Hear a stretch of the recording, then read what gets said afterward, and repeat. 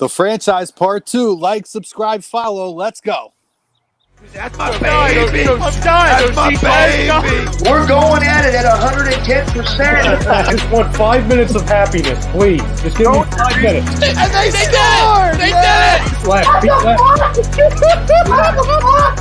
the hell was that? Oh, yeah. What the fuck are you talking about?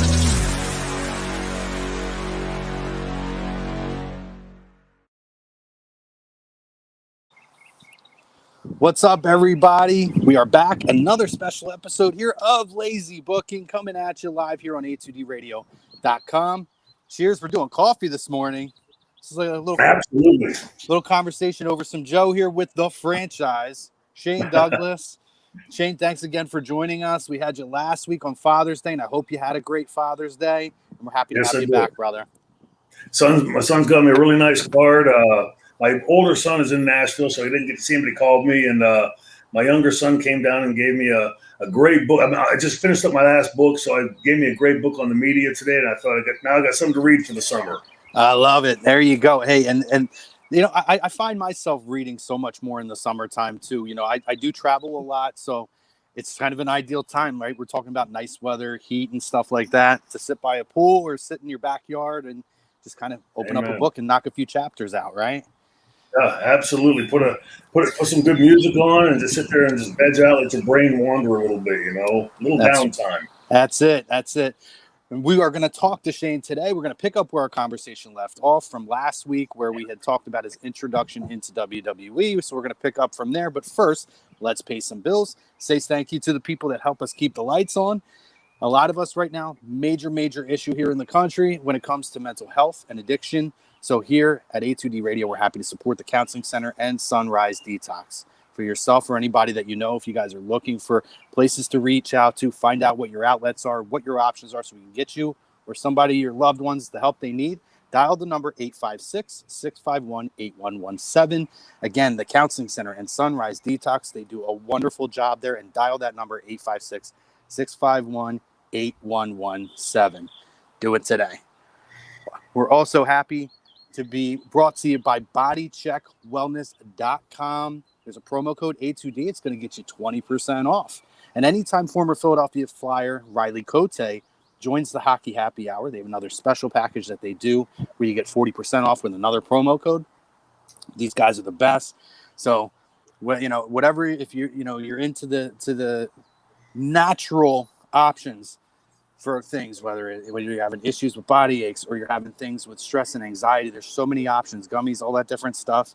So make sure you guys check them out, bodycheckwellness.com. Specialized Physical Therapy, our doctor, Dr. Paul Vidal in Burlington and Cherry Hill, New Jersey. You can find him on the web, and you don't even need to have an appointment to set it up for the doc. No appointment necessary at specializedphysicaltherapy.com. And are you looking to buy or sell a home? Are you looking for a change in your career or your brokerage? Contact Alan Foy, eXp Realty, LLC at 302-682-8820, or you can visit him at alan.foy at exprealty.com. Ooh, a lot out there, and we love them, by the way, Shane, so thanks to them. And listen, we have our topic of conversation, and we want to talk about that with you. And I honestly could not think of an ideal person to have that conversation, and I feel like it fits kind of where we left off as well. And that is the manager valet role in pro wrestling is a lost art. Agree or disagree? We talk about this all the time on the show when we talk about the days of Bobby Heenan and, a lot of those guys, legendary, Jimmy Hart, Slick. We talked about, you worked with Sherry Martel. I mean, one of the real icons. Right. Compared to when you look at today, is it a lost art? We're going to dive into that momentarily, and I will want to get your opinion on that. But first and foremost, I do want to pick up where we left off, and then we can transition into that. Because listen, I mean, I know your next run in ECW kind of follows right along with that as well. But when we last left off, Shane, we had talked about the story where you were telling us about how you came in and you were doing your vignettes, and you had an idea of how it should go, and everybody was like, "Yes, we love this." And then when Vince didn't like it, everybody says, "Oh, well, it was okay, but we like your way better too, Vince." Right? So that's kind of your introduction. Hey, here we go. You know, we're bringing this guy who may have changed the industry in a big way, and we're going to have him sit there and talk like he's, you know, Mr. Monotone and you know, it's like Bueller. You know what I mean? Yeah. But now you're in WWE, Shane, or WWF, and you did have a couple of feuds with some really top guys. You weren't there for very long, but you came in and you worked with the likes of, you know, Scott Hall was Razor Ramon. You worked with Shawn Michaels, and you had an Intercontinental title run with WWE, which is at the time, you know, what's that?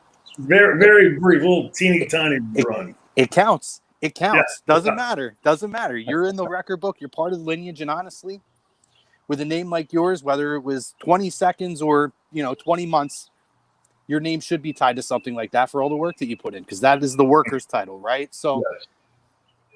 you have your run in WWE. Can you kind of just talk about, you know, what that was like for you, how you felt in terms of some of the people that you worked with, how you were utilized, and kind of just encompass all of that for us?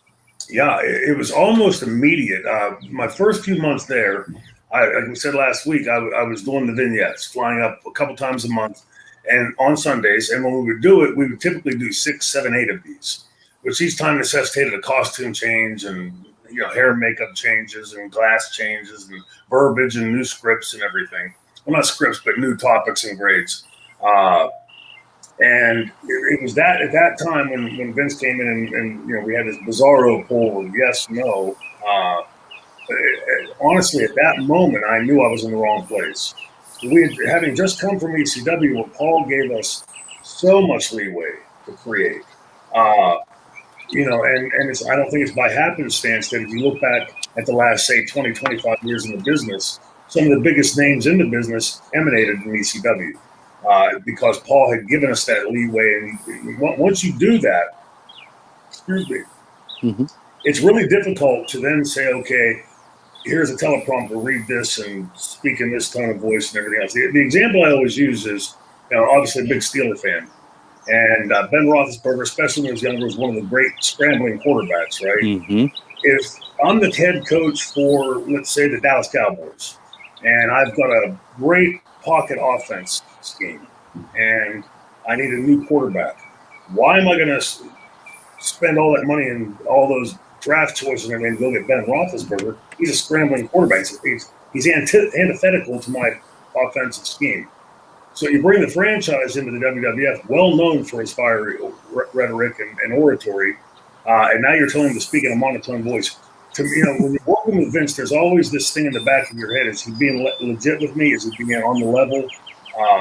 And not just Vince, I question pretty much everything, and and when it doesn't make sense to me. If it doesn't make sense, chances are there's a reason it doesn't make sense. And you know, that stuck out at me. But then going on the road for me, this Thanksgiving, I think I said it last week, will start my 40th year in the business, and I can't believe it's been that long already. Wow. But and this isn't just a cliche or something I say to make emphasis on this. The 6 months that I was in WWF in 1995 was absolutely the worst 6 months of my entire career. Conversely, going to ECW, you know, it'd be Wednesday, you say, oh man, 2 more days I get to go to work. You know, you're looking forward to it, chomping on the bit. In WWF, oh man, in 2 days I'm going to go on the road, and like the clock seemed to speed up, you know.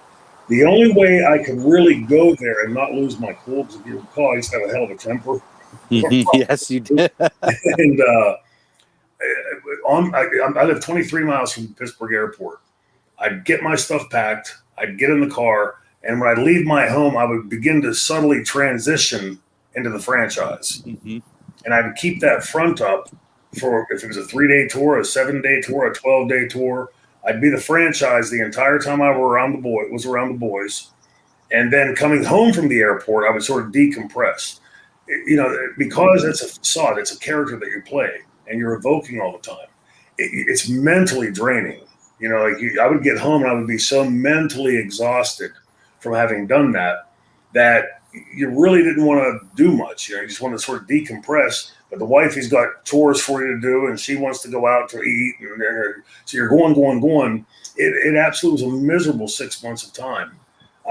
The my lawyer, I'll thank him to the end of my days, because when we were negotiating the contract, he was well aware. We were roommates in college, so he was well aware, and I voiced everything with him that of my concerns of working there, especially leaving ECW, because it was truly my home. And there was a clause in the contract where it said that, and I'm going to try, it won't be verbatim, but basically where you couldn't sue, and it said even in cases of negligence. Okay. And my attorney, I mean, well, it's smart for them, right? So you can't sue me when they go out and drop, a building on your head. And so my lawyer, like, we were on the phone with J.J. Dillon, and my lawyer said, JJ, would you sign this clause? Because he was giving this is in every contract, BS and stuff. Mm-hmm. And my lawyer said, JJ, would you sign this? And he hemmed and hawed for a second. And before he could even answer, my lawyer said, I didn't think so. He said, I can't once it's have my client change that. So he suggested one subtle change: could not sue except in cases of negligence. Well, as you know, in a contract, every word has meaning. Absolutely. And so on Thanksgiving, the week of Thanksgiving 1995, we were wrestling Raw. It was in Richmond, Virginia. And I went to work, and they used to tape an hour, and then they would record the live, or air the live, and then record another hour after. About 20 minutes in, I was the first match on the live segment, me and Razor. And I guess Vince figured if he beats you on your way out, like he's somehow punishing you. Like, news flash to Vince, I know my business is at work. Yeah. So, it's except when I win, of course, then it's real. But so about 20 minutes too, if you remember, Davey Boy Smith used to always stomp with both feet. Yep. He went to headbutt this kid, and his knees went right through the mat up to his kneecaps. Like it pegged into so 30, 40 guys converge on the ring, tear it down. And literally, as the pyro is going off for the start of the show, they're still jumping out of the ring. No time to test it or anything. Scott, in every match he ever did, I think, has a spot. You go to hit him, he blocks it. You come off hits you off the ropes. Another block off the ropes. Third one, clothesline to the floor. Yeah. So, I've been in enough wrestling rings. In a ring right there, that's the top rope. Yeah. The regulation ring. So that's my fulcrum point to push the rope, to clear the ropes. I went to push the rope down, and I started to clear over, but I teetered on the rope. I couldn't clear. And Scott did the right thing. He pushed me. Yeah. I didn't know that till after. As I'm going down upside down the other side, it felt like he football kicked me, punted me, hit me right in my spine, and I hit the floor. And I'm laying there. It hurt like hell. But, you're on TV. You're thinking, get back in the ring. So I'm talking. My legs weren't paralyzed. But I told my feet to go here. It was going here. And the referee came out and said, get in the fucking ring. And I said, my fucking legs won't move. And Scott, to his credit, came out and he said, let's just take it home. And I said, no, let's get me back in the ring. But I knew Vince would think I somehow screwed him. Right. So now, to his credit, Scott can do the razor's edge two ways. He can lay you down or he can spike you. And I've watched it more than enough times. He did his best he could to try to take care of me. But when I hit that mat, I literally thought I was going to crap out my kidneys. The pain was excruciating. So they came down. 2 referees came down to help me. I got to the curtain. They helped me walk, because when we get to the curtain, my legs won't hold me up. I fall to the ground. Wow. I have to walk on my elbows past the monitor, probably 50, 60, 70 yards down the hallway to the room I was sharing with Dustin. I'm army crawling. I walked past probably 30, 40 people. Not one person said, oh, my God, are you hurt, Shane? Can I help you? I got to the door, went to push the door open, and Dustin was tapping me pulling it open at the same time. He's like, shit, help me up. We'll get a doctor quick. I knew I was hurt. Yeah. He was gone for several minutes and came back with an EMT and said, the EMT gave me a quick check. I feel my back and says, you have a muscle spasm. I never had a muscle spasm. I never had a muscle spasm in my back. So I thought, well, these damn things hurt, right? So I go home for Thanksgiving. I'm in pain all week. I saw my doctor the next day, my orthopedic surgeon. There was too much inflammation and swelling. He said, whatever you do, just don't do anything. Come back when you get back. I had 2 more shows to work for Vince. Friday night in Philadelphia, Saturday night in the Garden. So now, mind you, during this entire run, it's 6 months, I'm looking for a way out of here. It's a bizarre world to me. And So the doctor gave me a prescription of Percocets. I went on the road for Friday, and they had me scheduled to be a popcorn match with Savio both nights, a throwaway match. And Savio is safe in the ring, so I figured I could get through it. Well, we got into the match the first night in Philadelphia, and I set up a spot where, because of Philadelphia, I would pick a chair up. Yeah. And as I come down the floor, the place pops, of course. The referee pulls it out of my hands, and Savio gets back up on me. As I'm walking up the ramp into the dressing room, Vince is standing there with his arms folded. I thought I said no chairs. I looked at him and I said, I didn't use a chair. And he started saying something else. I went, we're not having this conversation. I walked away from him. I couldn't, at this point, I want to drop this guy. I'm so pissed at him. Yeah. And, so then the next night in the Garden, I get there. I'm in excruciating pain all night long.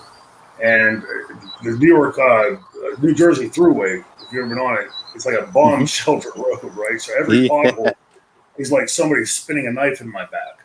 We get to the Garden, and I go in, I sit down, and Brett was sitting on the left side of the room. Isaac Yank and then Glenn Jacobs was sitting on the right side of the room, and left and right. And I sit down, and the doctor calls me up for my physical. Well, in how many years had never been given, how many fingers do you have up? What's your middle name? When's the last time? And you're clear. This guy gave me a full physical, and I had no reflexes in my right side. And he said, 22 years as a commissioned doctor, I've never done what I'm about to do. I said, what's that? He said, I'm failing you. You can't wrestle. I went, Doc, this is my last night working for this asshole. I said, it's fake wrestling. What's the worst thing that can happen? Yeah. He said, you're presenting with asymmetrical reflexes, which is abnormal. You have an injury to your back, and I can't allow you to go to that ring without an MRI or a CAT scan to rule out a broken back. I said, what's the worst that can happen?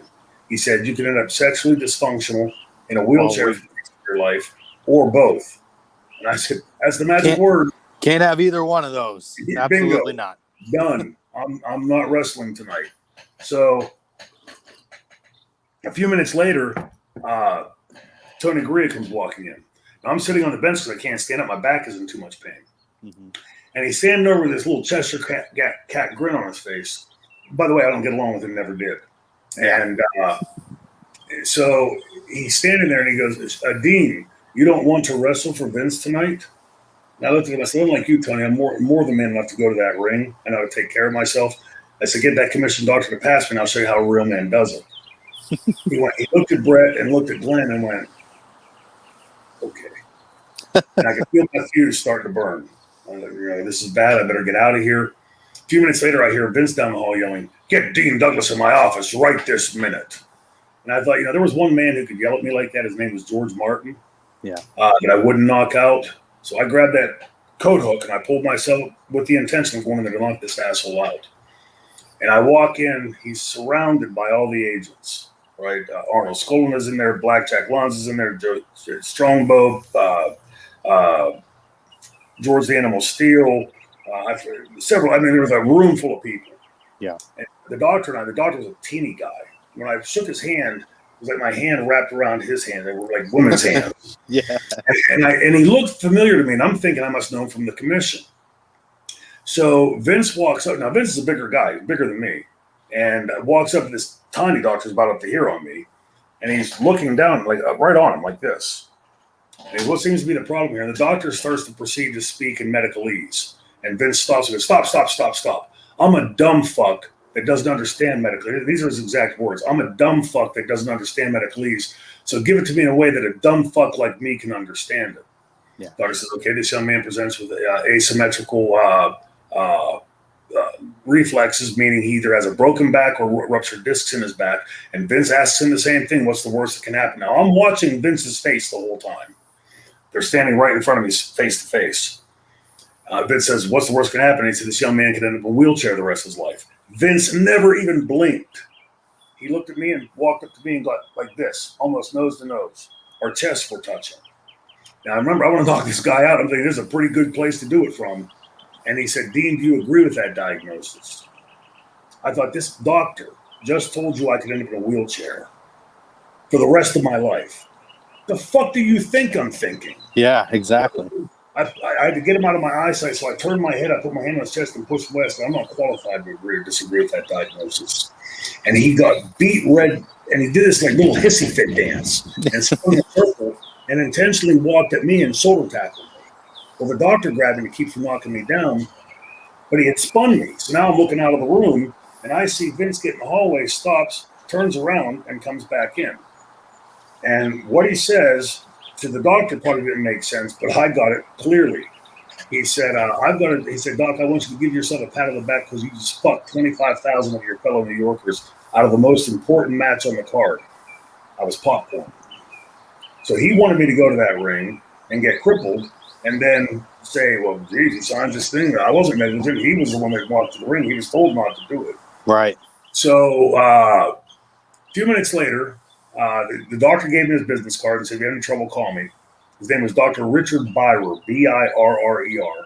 He was and the reason I recognized him was at the time he had a neurosurgery show on A&E. And that's around the time that I was getting ready for medical school, so I was watching a lot of that kind of stuff. Okay. So a few minutes later, Arnold Skolin comes and finds me. And he said, Dean, Vince wanted me to give you a verbatim message and proceeds to explain what verbatim means. I stopped him. I said, I know what it means, Arnie. Just give me the message. He said, and he's trying to remember it in pieces. He's going, Vince told me to get your fucking bag, get the fuck out of the garden. Oh, yeah. He doesn't need your motherfucking services anymore. Wow. Okay. And he went like this. Skolin looked up and down the hall to make sure nobody could hear him. He grabbed me by the elbow and he leaned in and he whispered, if you ask me, kid, you're doing the right thing. Take care of your back. And I nudged him back with my elbow. I said, I always knew there was a reason I respected you, Arnie. I said, but I'm curious. Why'd you whisper it? And I walked down. My friend was waiting at the end of the hall by the elevator. I said, let's go. We're leaving. I'm done. So we get on the elevator. And as the door is closing on the elevator, Vince McMahon comes running down the hall. Dean. And the door gets like right there. He puts his fingers in and the elevator door opens back up. My friend and I are standing there after just getting this verbatim message from Arnie. And they said, where are you going, Dean? I said, well, I was given a verbatim message from you, from Arnie. What was it? And I did the same thing. I said, you told me to get my fucking bag, get the fuck out of the ring. And what was that last part? And I looked him right in the face and stuck my finger in his face and said, you don't need my motherfucking services anymore. And he went, what? Who told you I said that? I didn't say that. You're lying, right? And he said, you're advertising, at least got to make an appearance. And anyway, why don't you do one of those shoot promos you're supposedly so famous for? And I went like this to my friend, like, he just said that? I went, okay, I can do that, Vince. Wow. I take my shirt off, give it to Baby Earl, put my robe on, I walked to the ring. I wasn't allowed to cut the fucking music, of course.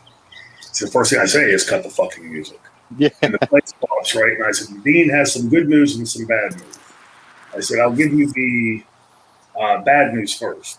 I said, the bad news is that Vince McMahon and his cronies, against world-renowned neurosurgeon Dr. Richard Birer's advice that I could end up in a wheelchair for the rest of my life, wanted me to wrestle against that advice. And I stopped and I said, but I mentioned the 25. I said, the 25,000 of you, then I said the bad news, right? I said, now the bad news is the 25,000 of you that spent your hard-earned dollars to see a professional wrestler just got fucked because the only real wrestler on the card ain't performing tonight. I said, but that's the good news. I said, the good news is that against Dr. Vince McMahon and his cronies wanting to wrestle against Dr. Richard Birer's advice. And I stopped and I looked around. And I said, I told Vince McMahon he could kiss my fucking ass. I threw the mic down. Now I'm going through the curtain expecting somebody's going to take a shot, right? Yeah. So I'm ready to block and throw back as best I can with my back. And I opened the curtain, and there's nobody there. I'd never seen the garden empty in the backstage area.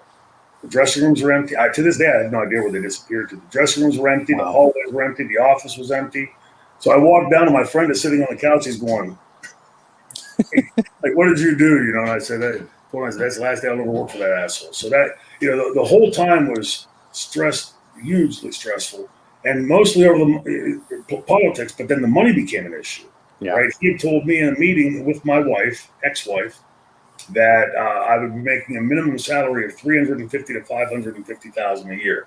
Then he went into the residuals. It's not unusual to get a $250,000 quarterly payment and blah blah blah. And everybody I'd called told me that verified. So that's what he told us. We got rich. So about 4 months in, to the run. I'm on the road pretty consistently now. And I called home one day, and my ex-wife, who rarely swore and almost never said the F word, she answered the phone, and I said, "Hey, what are you doing?" And she said, "Hey, where the fuck's our money? All of our money?" Yeah.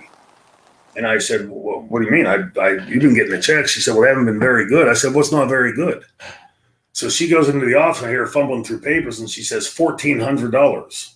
I said, no, Carl, all of them added together. And she said, that is all of them added together. And my head about exploded on my shoulders. I'm thinking, 4 months work for $1,400? Are you fucking kidding me? So I called Vince and set up a meeting at the next TV taping. Mind you, my mortgage payment was $496 a month. Yeah. I live in a small town, excuse me. There was no money to make the mortgage payment. Now, these friends of mine and locals are seeing me on TV every week. They're thinking I'm making $1 million a week or something, right? If I don't make that $496 a month mortgage payment, everybody in that small town is going to know about it in about a week. Mm-hmm. And that's going to start the rumors, right? He's a drug addict. He's got a girlfriend someplace. None of it good to me or my family. Right. And so I called Vince and I said, hey, dude, this has got to get fixed. And Dustin at the time had a similar problem. They gave him a $10,000 advance on a salary. That's all I was looking for. Just help me live here. I don't live in some mansion. I live in a pretty normal house. And so I went to meet him in I forget what it's called now. It used to be Continental Arena in New Jersey, right across from New York City. And the Meadowlands it used to be. Yeah. Mm-hmm. So he kept putting me off. Now, this is pretty urgent to me, and he understood what it was about. So he kept saying, well, I got to go do this first. I got to go do that first. I got to do it. So I'm giving him time, thinking, okay, it's TV. I'll give him that. He's going to be busy. But about 3 hours later, he's still blowing me off. Sean and Razor had gone in to Vince's office, and I'm standing in the hallway like a stooge. So I hear them, and they're laughing for like 20 minutes. I'm getting hotter and hotter and hotter. They're not in there talking business. They're in there telling fucking jokes. Yeah. So I walk in the room, and I said, Sean, take a powder. And Vince was a little bit miffed that I kicked him out. And I said, Vince, I'm sorry, but I've been waiting around for 3 hours. We've got to talk right now. So I sat down and explained to him, and he said, well, just please hang in there. It's going to get better. I said, we're 4 months into this, Vince. I mean, this isn't like, this is my second day at work. So again, I'm just trying to get him, hey, let me give you an advance on your salary so I can pay my freaking bills. And he kept flipping out. I was saying the same thing. So the last time we went to repeat that, compared the same thing, I said, yeah, I know, hang in there, it's going to get better. I said, Vince, I didn't come here for this reason. I said, I can't pay my bills. I'm on TV every single day almost. And I have no choice. I got to quit. I can't afford to work here. Brother, he looked at me like I had three heads. I'm thinking, you're a multi-billionaire living in one of your, 17 houses.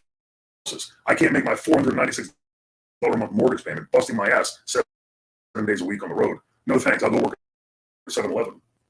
So he pounded his fist on his podium and said he had $1 million wrapped up in the launch of this character. And I said, first of all, you're lower your voice. We're going to talk like professionals. And he did. To his credit, he did. He apologized and he lowered his voice.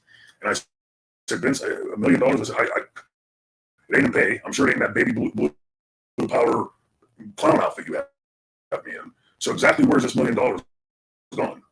And so anyway, we settled on, to get to the point of talking about, what notice am I work for him? So I give him 2 weeks, which is really all I could afford. It was time for me to go get a job someplace else and try to, make chicken salad out of chicken shit. And he wanted me to work a 4-month notice. And I said, you're crazy. I said, I'll work 2 weeks. And so he kept coming down like 3.5 months and 3 months. And I finally said, I'll give you 1 week.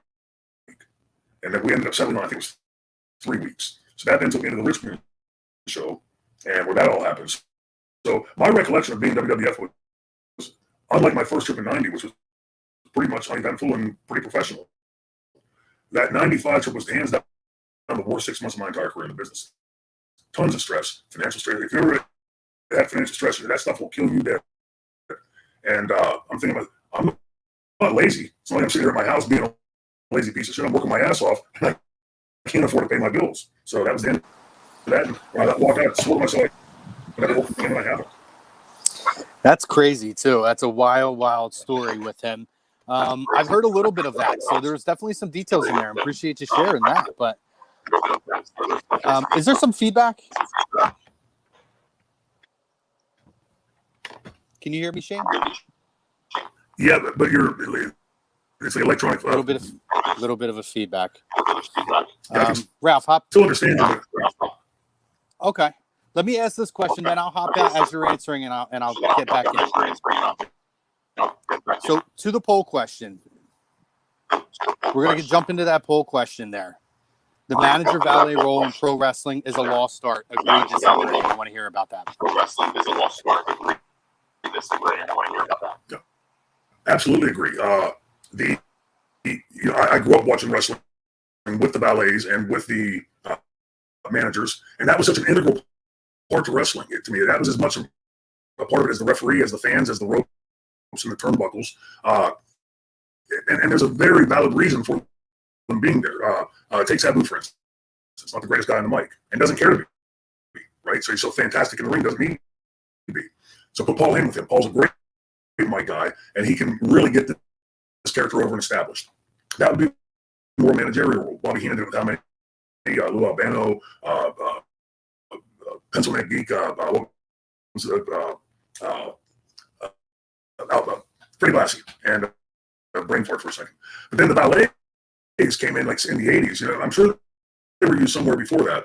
But in the 80s and 90s, the valets started putting more of an edges to the match, more parameters to the match.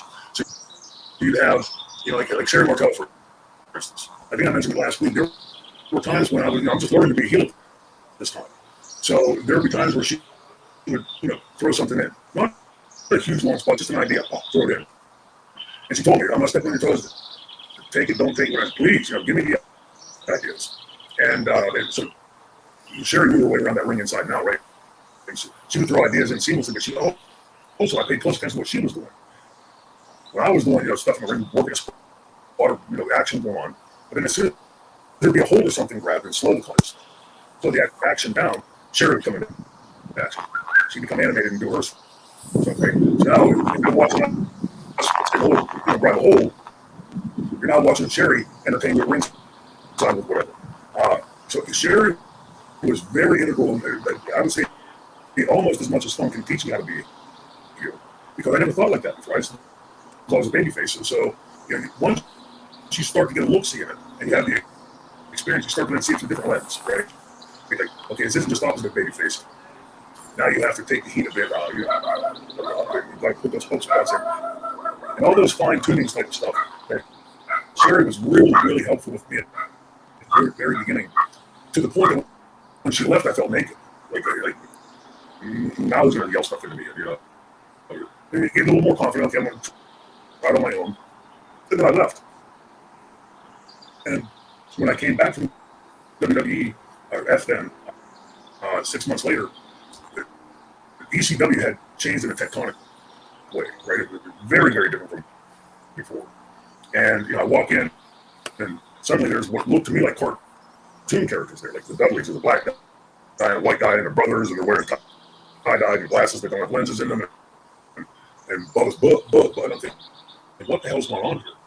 So that I get my mouth shut. I'm thinking, boy, this place has changed, and not in a good way. Then that night, I watched the show, and I saw the Dudleys, and I saw the Eliminators, and I saw all these new faces, and my God, it was like, wow, these guys are fucking fantastic, right? And the first night I had to slap Bubba, and we were stuttering, and the only reason he said a bad tooth, he slapped me on the other side, so I had to slap him left-handed. But very professional guys, very, very hard-working guys, and damn compelling to watch. So I thought, okay, Shane, shut up, you big head, learn a little bit, And it was like, the best way I can describe it going back there was like, it was like being home, like going back to Kansas. Comfortable. I'm home, back with my boys and having fun, and back with fans. Well, the first night we were there, it was the first weekend. They were Lost Battalion Hall the first night. We were in the second night. And I saw Francine afterwards. They were doing the promos. So I'm just hanging out. I wasn't on the show. I'm just hanging out. I was enjoying being there, And Franny walks up in the leather outfit with Pitbull, and she's shaking on camera. Her voice is creaking. And, she looks so of her element. So I pulled her aside and took her, walked her down the way. I said, just have fun with this. Don't think of the camera. Don't just talk. Just be yourself, And Paul later told me he saw me doing that and launched the idea of putting her with me because he saw me being a mentor to her. And to her credit, Franny was very much an open book, right? Sponge. So it wasn't like you'd say something, well, I learned this way. There was none of that. Listen, ask thoughtful questions. And on a night-to-night basis, I'm sure she would verify it for you in the car, driving back to the hotel or the next town. We would sit in the car, much like I had done for years before the Legends I rode with. We would talk about the match that night. Okay, well, remember you did this. Okay, here's why you shouldn't do that or should do that. Or at this point, you should be thinking this. And then we've got a language going between us. When to draw her, when for her to take the attention, to draw the ref, whatever. And it was a very short period of time. I would say maybe 2.5 months where I always thought about the groove to get in. And Fran and I hit that groove. That first month and a half, 2 months was, I won't say hard, but it was a lot of learning.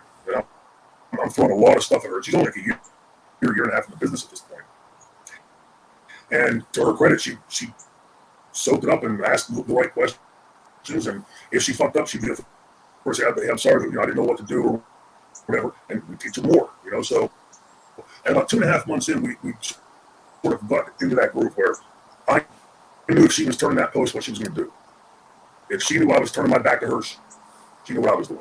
And when you get to that point, there's a communication, a conversation going on that's nonverbal, and magic sort of takes over. No, it's she or I going to do. So, when we supposed to wrap that up, with the ballet, for me, I can't imagine the franchise character without a ballet. I can't imagine the franchise character having gotten over as well as he did without a ballet. Because we really were, I don't want to say yin and yang, because we were two pieces of the same pod, right? But we were both on the same wavelength, both thinking the same thing, trying to get the match over. Yeah. And it reached a point where she just instinctively knew where to jump on that apron and draw somebody's attention or whatever. And most importantly, never missed a key spot, right? Where it was a critical timing thing. She hit them on that apron. I don't know. You cannot fuck this up. And boop, right on cue. She'd be up and going her spot. And so for me, being in the ring, that was like, okay, now I've got the franchise character is now more complete. And I'm sure the matches would have still been good without Francine there. I don't know. I think she definitely made it better, like steak sauce on a steak. I can't imagine that character ever getting nearly as established without her. And I think if you look at all the people through wrestling history that have had those managers or valets, you can't imagine the Four Horsemen without J.J. Dillon. You can't imagine, say, Paul Heyman without Bobby Heenan, right? And all those different stables and those critical elements are key points. I think we really dulled it down quite a bit. So I come down the side totally agree with that. Perplexing to me that has been sanitized out. Why weren't there because clearly a lot of these guys can't do promos anymore. So why not put them with the manager? Why not give them that compendium and to make that character more complete and give them more tools to work within the ring? I can't understand.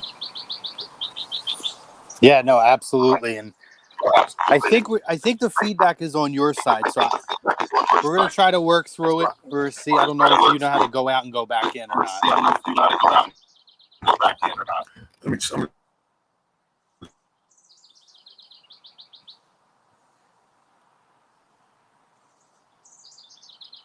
So we are frozen with the franchise right now. So we appreciate you guys hanging in. All right, so he's out. He's going to try to come back. So I'm just going to reflect on some of the things. I want to go over some of the comments that we have in the chat here, guys, and appreciate you guys dropping in here. So going all the way back, Ralph, let's just run through some of the comments that we've had dropped in here. So Andy Ritter says, Shane, welcome back, my guy. Sorry I can't be there. Got to do this whole work thing. Excited to hear part 2. And he missed you, Andy. We told him it's a shame you got to do that thing and make some money. Frank says, hey, Shane, nice to have you back. Great story to open up with, by the way. Cromer, don't forget the age-old question. So, yes, Andy's going to have me ask the question, the comic book question that he did not get to ask last week. So, Andy, I will make sure that I get that in for you. Jake Friel, happy Saturday, boys. Great to have you back on. Shane, it's supposed to say Shane, we know. Thank you, Jake. Appreciate you, brother. Prism, it's the franchise. I bought your anthology, the ECW years, at a WrestleMania thing in Dallas. Super nice. Been wanting you on here for a while. Prism, he's one of those guys. I think you dropped his name a long time ago, and he's been one of my quote-unquote unicorn interviews. And if you watch part 1 and you're hearing part 2 now, you can understand exactly why. He's just a phenomenal guy. And let's see here. It says the NWA title tournament versus Too Cold Scorpio. How far ahead was the throwing down the NWA title planned? One of my favorite moments ever. So, Prism, just to kind of reflect, and again, we talked at length about this story back in part 1. He talked about this story, and really up until it was, I think, a couple of weeks ahead, it was a planned idea. But really, he hadn't made up his mind until that exact moment. And it's funny when you hear Shane tell the story. And again, I urge you guys to go back and listen to part 1 of the interview. When you go back and you hear Shane tell the story, and then you kind of watch as the moment unfolds, you can really see a lot of what he's talking about of, is he going to do it? Is he not? And the moment where the light bulb went on and he said, you know what, I'm going to go for it and do it in the ring. In that moment is the moment he decided to do it. So pretty great moment. And we talked about it too. It's one of those things where it's an iconic moment in pro wrestling. It changed the business because it established ECW as at least at the moment, the top, what I would say, independent company, which ultimately took the wrestling world by storm and then became, the third member in the competition at the time. It was a Monday Night War that turned into as ECW used to call it, a three-way dance. And it was something very, very, very special to watch if you were a wrestling fan then. And then a lot of that is attributed to Shane Douglas as well. Brian Wilson says the franchise. So I know they're trying to get it working on his end. How is his relationship with Steamboat? Travis, again, he talks at length about Ricky Steamboat in part 1. So if you get a chance, go back, check out part 1 with the franchise. We did that on Father's Day last week. You can find it on YouTube, Facebook, Twitter. Where else are we at? We're on all the podcast platforms. So if you don't want to watch the video version, guess what? You can go back, listen to the audio. We're on all major podcast platforms that you can check it out. So wherever you get your podcasts, wherever you get your videos, you can go in and check those out. And make sure you guys are liking, subscribing, and following A2D Radio. And, it's great stuff, I'll tell you. But him and Steamboat, he said Steamboat was a real professional, and Steamboat was a guy who gave him a real education in the business for all the right reasons and all the right ways. There's other guys who out there, they give you an education in the business, and a lot of times for the wrong reasons, the politics of the business or whatever it is. Ricky Steamboat was one of those guys that he will always look fondly upon. And great stories about Ricky in part 1 of our interview. We're going to try to give Shane a few more minutes here. Any word of someone he always wanted to work with but never got a chance? Anthony, I will make sure that we go back and we ask that question. Great question. And, as part of what we have planned to talk with Shane about, we were going to talk about just a little bit of the current product. I don't know how much he watches of the current product. However, if we get a chance, what we would like to do is have him just kind of talk about, whether it's AEW, WWE, or just the current product or some of the current talent. I'm sure he knows a little bit about that. And maybe there is somebody who, he does enjoy watching or checking out clips or hearing about, and somebody who he may have wished in his prime that he had the chance to work. He still works. He still does independent shows. I've seen him at House of Hardcore, and he's still got it. He still talks a hell of a game. He can still work in the ring. He's still the franchise when he wants to be. So give me 1 second here. Hey, Chris. Hey, I guess my internet went out. Okay. So he's going to be at my house Wednesday. Okay. Yeah, I'll set something. I apologize, guys. I'm not there. If I was there, I might be fixing it, but I'm on the road with signing. Not a worry. Not a worry in the world. We can fit something in Thursday. Yeah, I'll shoot you the schedule. Actually, he'll be at my house Wednesday night. Okay. I'll shoot you. I apologize. I'm sorry, guys. You're good. There, so. Not a worry. We appreciate you. Cool. All right, man. Thank you. Thanks, Chris. Yep. All right. Bye-bye.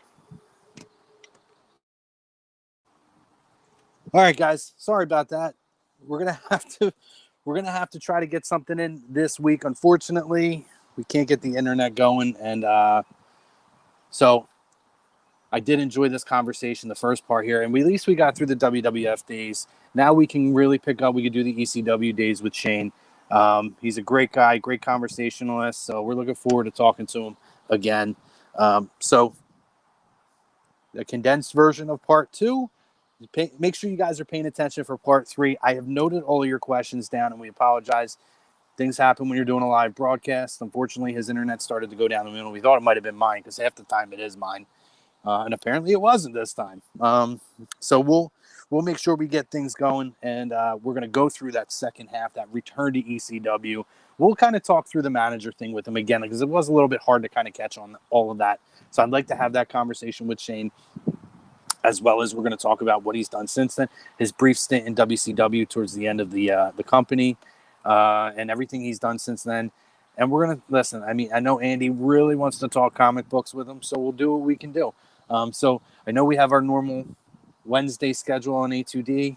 We may have to do a YouTube exclusive or something along those lines. We'll let you guys know. So in case you're not, make sure you're going over to the YouTube right now. If you're on Facebook or Twitter, wherever you guys are watching us right now, and make sure you're subscribing on YouTube. Make sure that you are sharing this with everybody. Get all your friends to follow A2D Radio. We're the best in the business, whether it's professional sports, if you're talking about basketball, football, hockey, baseball, we got it all for you. You like to have combat sports, we have everything. You had to see last night they had this alpha male roundtable on Spit and Fire with Rachel Blaze. I mean, they had Ken Shamrock. They had so many people on there. It was a wonderful, wonderful show. So if you're an MMA fan, go back, check out the archives from yesterday. I'm telling you, it's worth it. It's worth to go back and check out. And same thing here. Yesterday we had D'Lo Brown. So, if you missed our Father's Day edition with Shane Douglas, this is your time to catch up and be ready for part 3. Go back, check out our first conversation with Shane, where we talk about him early in the business, getting into the business, all the way up until his first couple of days, his first kind of introduction, shooting the vignettes for WWE. That's where we cut off part 1. Today, we got a whole conversation, a great story regarding basically essentially his whole WWE tenure up until the end.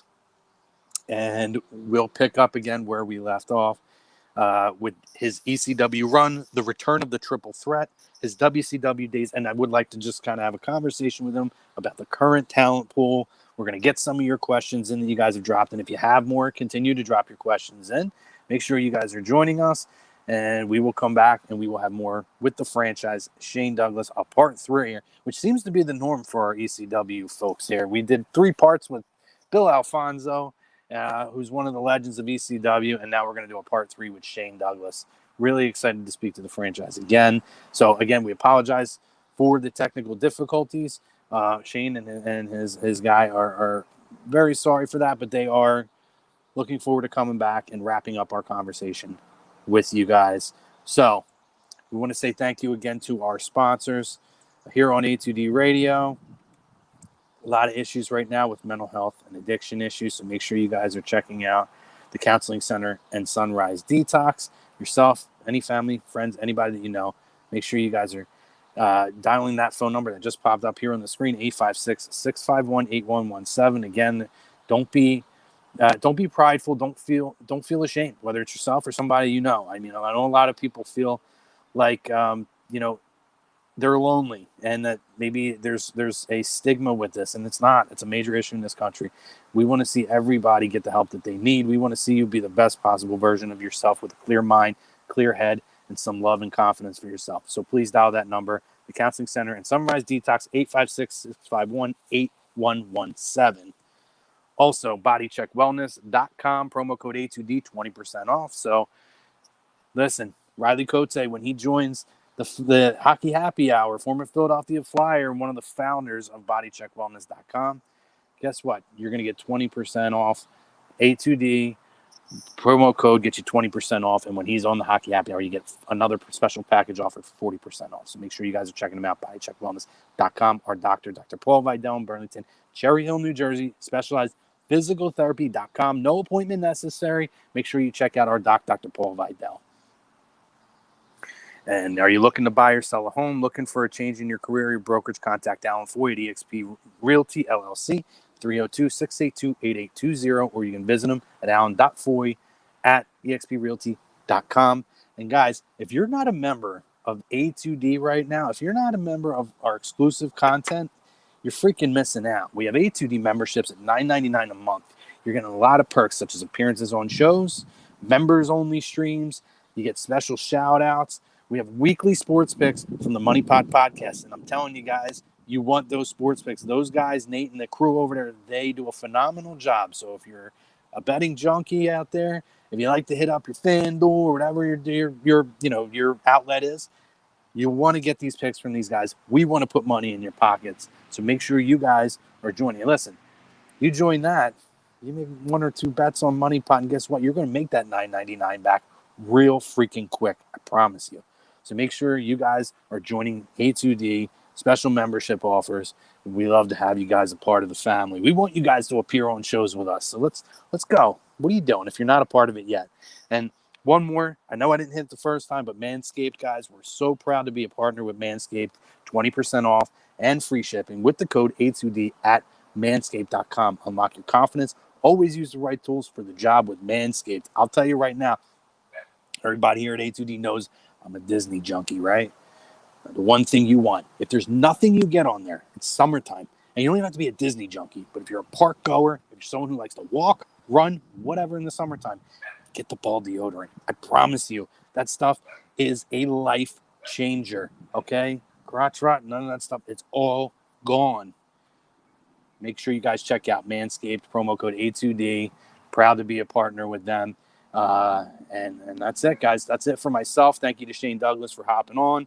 And again, thank you guys who joined us. We apologize for the inconvenience with the technical difficulties, but we're going to reschedule, and we look forward to that. So for myself, for Shane Douglas, for Ralph Delavecchia doing a phenomenal job on the back end. Ralph, thank you so much.